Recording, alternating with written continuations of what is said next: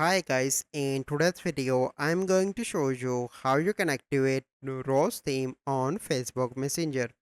So the first step you need to do is to open Play Store and search for the Messenger, and you need to update your Messenger application by clicking on this update.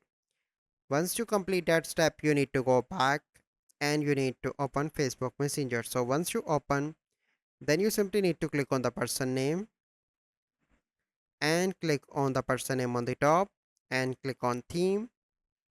Scroll down and select this one, that is Rose. Here you can see, now you need to select that, and here you can see that Rose theme is activated for this conversation. So this is the process. I hope you find this video helpful. If you find this video helpful, must like this video, subscribe to our YouTube channel for future videos. We'll see you in the next video. Thank you. Have a good day.